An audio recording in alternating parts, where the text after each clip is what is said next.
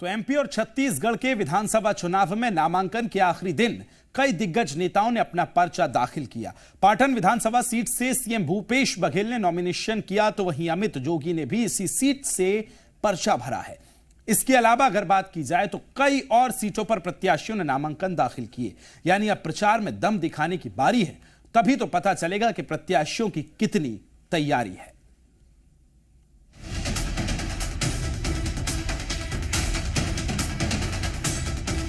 मध्य प्रदेश और छत्तीसगढ़ का विधानसभा चुनाव अब उस दौर में पहुंच गया है जहां से घमासान और भी तेज हो गया है। नामांकन के आखिरी दिन कई दिग्गजों ने अपना पर्चा भरा। छत्तीसगढ़ के सीएम भूपेश बघेल ने पाटन विधानसभा से नामांकन किया। इस दौरान सीएम भूपेश बघेल के साथ कांग्रेस के कई बड़े नेता मौजूद रहे। भूपेश बघेल ने सबसे पहले अपने राजनीतिक गुरु वासुदेव चंद्राकर की प्रतिमा पर माल्यार्पण किया और उसके बाद दुर्ग कलेक्टर परिसर पहुंचकर नामांकन पत्र दाखिल किया। दुर्ग किला भेदना आसान नहीं है। एक आध दो बार गलती से वो लोग पिछले समय उस पिछले के पिछले में आ गए थे, लेकिन ये दुर्ग तो कांग्रेस का दुर्ग है और हमेशा यहाँ 77 में भी हम लोग अधिकांश सीट जीते थे, 80 में अधिकांश सीट जीते थे, तो ये कांग्रेस का हमेशा गढ़ रहा है। उनके पास और क्या है, छत्तीसगढ़ को जनता को देने के लिए उनके पास कुछ नहीं। अभी तक वो लोग कोई एक भी वादा छत्तीसगढ़ की जनता से नहीं किए हैं। मतलब उनको भी पता है कि हम लोग यदि कोई गारंटी देंगे, कोई घोषणा करेंगे, उसमें छत्तीसगढ़ की जनता विश्वास करने वाली नहीं है। भरोसा तो केवल कांग्रेस पर है, कांग्रेस की सरकार पर है और सरकार के मुखिया भूपेश बघेल पर है। सीएम भूपेश बघेल 7वीं बार पाटन से चुनाव लड़ेंगे। इस सीट पर भूपेश बघेल 5 बार जीत चुके हैं। केवल एक बार ही उन्हें हार का सामना करना पड़ा था। 1993, 1998, 2003, 2013 और 2018 के विधानसभा चुनाव में जीत हासिल की। सीएम भूपेश बघेल केवल एक बार 2008 में चुनाव हारे थे और उनको हराने वाले उनके ही भतीजे विजय बघेल थे। पाटन से इस बार सीएम बघेल की राह आसान नहीं है, क्योंकि उनके भतीजे और बीजेपी सांसद विजय बघेल उनके सामने दम भर रहे हैं। विजय बघेल और सीएम भूपेश बघेल का सीधा मुकाबला देखा जा रहा है। वहीं अब इस जंग में जेसीसीजे के अमित जोगी भी कूद पड़े हैं। उन्होंने भी पाटन से नामांकन कर दिया है। अमित जोगी के एंट्री के बाद अब ये मुकाबला त्रिकोणीय होता नजर आ रहा है। अमित जोगी ने कहा कि ये चुनाव भूपेश बघेल के खिलाफ नहीं, भ्रष्टाचार के खिलाफ है। क्या स्थिति रहेगी ये तो देखिए, जैसे मैंने कहा मेरे पास कई ऑप्शन थे, कई और सीटें थी जहां से मैं, आपने पूछा मरवाई से क्यों नहीं लड़ रहे हो, यहाँ से क्यों नहीं लड़ रहे हो, पाटन से ही क्यों लड़ रहे हो। पर मैंने ये ठान लिया है कि ये लड़ाई अगर मुझे भ्रष्टाचार छत्तीसगढ़ से खत्म करना है तो पाटन से ही लड़ना होगा। अमित जोगी किसी दूसरी सीट से नहीं लड़ रहा है। मैं केवल और केवल पाटन वासियों के कहने से पाटन से चुनाव लड़ रहा हूं। नामांकन के आखिरी पलों में पर्चा भरकर अमित जोगी ने बड़ा दाव चला है। वहीं नामांकन के आखिरी दिन कई और प्रत्याशियों ने भी नामांकन किया।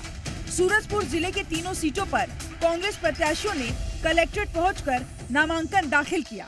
इस दौरान उप मुख्यमंत्री टीएस सिंहदेव मौजूद रहे। नामांकन से पहले कला केंद्र मैदान से रैली निकालकर शक्ति प्रदर्शन किया गया। और हम सब एकत्रित हुए हैं साथ का देने के लिए और कांग्रेस के प्रत्याशियों के माध्यम से सरकार बने, ये हम लोगों की मंशा है। वहीं जांजगीर चांपा जिले की 3 सीटों पर जेसीसीजे के प्रत्याशी ने भी नामांकन दाखिल किया। अमित जोगी की पत्नी रीचा जोगी ने अकलतरा सीट से नामांकन किया है। ईश्वर की कृपा है मुझ पर और जनता का आशीर्वाद है। हमारे प्रथम मुख्यमंत्री हमारे परम श्रद्धेय स्वर्गीय अजीत जोगी जी, हमारे बाबूजी, उनका नाम है और ये जब तीनों चीज़ मिल जाती हैं, तीनों बातें, तो उसमें फिर हार का कहीं कोई नाम ही नहीं होता है और हम विजय हमारी ही होगी। सभी पार्टियों के प्रत्याशियों ने नामांकन कर दिया है और पूरी पिक्चर क्लियर हो गई है। यानी अब प्रचार का जोर देखा जा रहा है और जीत के समीकरण तैयार हो रहे हैं। अब 3 दिसंबर को ही पता चलेगा किसके हाथ जीत आती है और किसके हाथ हार। ब्यूरो रिपोर्ट, जी मीडिया। तो इधर मध्य प्रदेश में भी नामांकन के आखिरी दिन कई दिग्गज प्रत्याशियों ने अपना पर्चा भरा। इंदौर 1 सीट से बीजेपी के प्रत्याशी कैलाश विजयवर्गीय ने अपना नॉमिनेशन किया, तो वहीं कमलनाथ समेत कई बड़े नेता प्रत्याशियों के नामांकन में शामिल हुए हैं। अब नामांकन तो खत्म हो गया है और अब प्रचार का दौर भी तेज होता दिखाई देगा।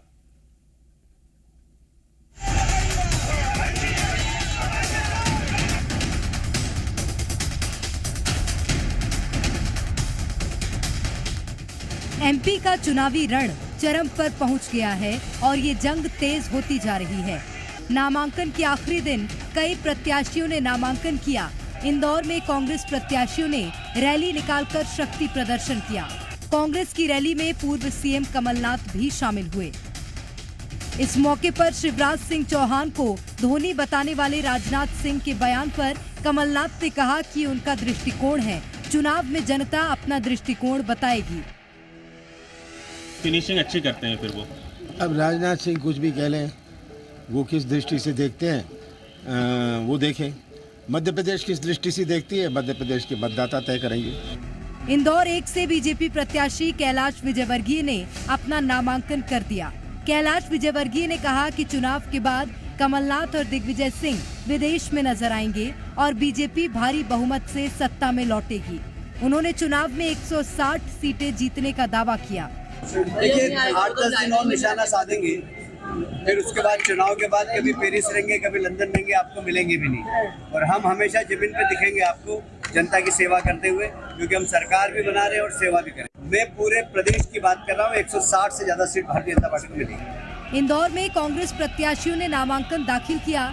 नामांकन में पंजाब कांग्रेस के अध्यक्ष अमरिंदर सिंह राजा और जीतू पटवारी शामिल हुए। इस दौरान जीतू पटवारी ने शिवराज सिंह चौहान पर जमकर निशाना साधा। उन्होंने कहा कि बीजेपी ने ही शिवराज सिंह चौहान को नकार दिया है। अब 20 साल की तानाशाही का अंत होने वाला है। मुख्यमंत्री शिवराज सिंह चौहान प्रदेश के रहे। भारतीय जनता पार्टी ने माना कि ये नाकारा मुख्यमंत्री थे, उन्होंने उनका चेहरा आगे नहीं किया।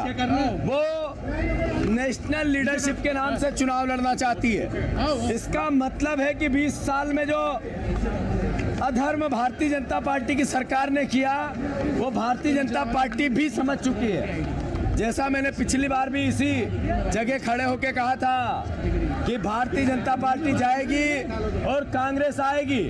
अब मैं फिर से दोहरा रहा हूँ, 155 सीट से ज्यादा कांग्रेस पार्टी की आएगी। जिस प्रकार से लोगों का इशारा था, लोगों के चेहरे पर मुस्कुराहट थी, ऐसा लग रहा है कि लोग बदलाव चाहते हैं, लोग परिवर्तन चाहते हैं। और इससे अंदाजा लगाया जा सकता है कि आने वाली जो सरकार है वो कांग्रेस पार्टी की है और जीतू पटवारी जी बहुत भारी बहुमत से ये चुनाव जीतने वाले हैं, जिस प्रकार का माहौल आज इंदौर के अंदर। मध्य प्रदेश में इस बार हर सीट पर घमासान देखा जा रहा है। वहीं बुधनी सीट पर भी मुकाबला कड़ा नजर आ रहा है। सीएम शिवराज सिंह चौहान के सामने समाजवादी पार्टी ने मिर्ची बाबा को उतार दिया और नामांकन के आखिरी दिन मिर्ची बाबा ने अपना पर्चा दाखिल किया। इस दौरान उन्होंने शिवराज सिंह चौहान पर निशाना साधा।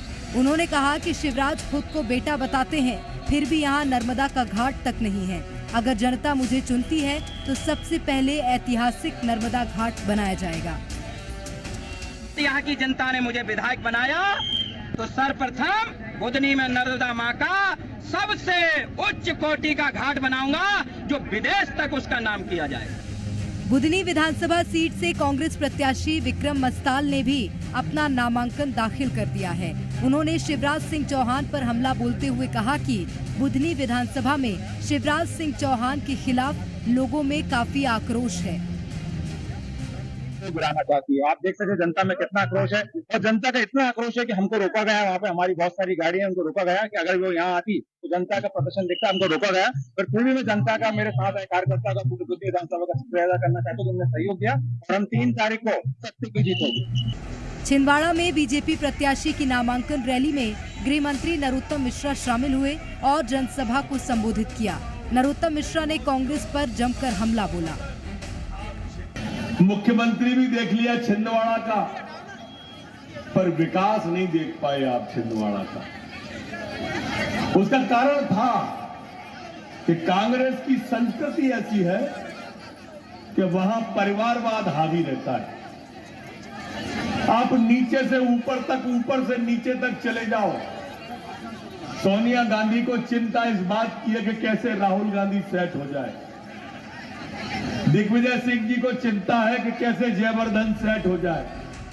आगर और सुसनेर विधानसभा से बीजेपी प्रत्याशियों का नामांकन केंद्रीय मंत्री वीरेंद्र सिंह खटीक ने कराया और आगर में बीजेपी प्रत्याशी मधु गहलोत की रैली में भी शामिल हुए। वहीं खरगोन जिले की सभी 6 सीटों के कांग्रेस प्रत्याशियों ने भी अपना पर्चा दाखिल किया। इस मौके पर एमपी के कांग्रेस चुनाव प्रभारी रणदीप सुरजेवाला समेत कई बड़े नेता शामिल हुए और नवग्रह मेला मैदान में जनसभा को संबोधित किया। नामांकन के आखिरी दिन प्रत्याशियों ने जमकर शक्ति प्रदर्शन किया और अपनी जीत का दावा करते नजर आए, लेकिन जीत की आखिरी मुहर तो जनता लगाएगी। ब्यूरो रिपोर्ट, जी मीडिया।